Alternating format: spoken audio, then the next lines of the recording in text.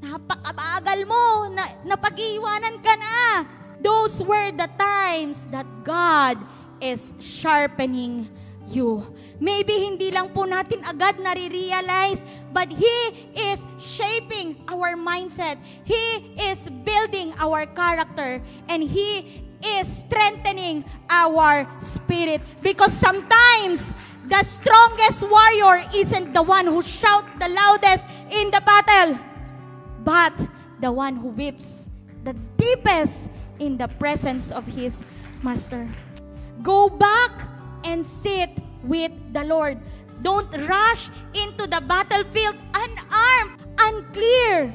Hindi po talaga natin nakukuha yung answer sa Panginoon. Tinakit natin yan nakukuha in just one sitting. We need to come and sit. Lord, anong plano? Naiinip na ako.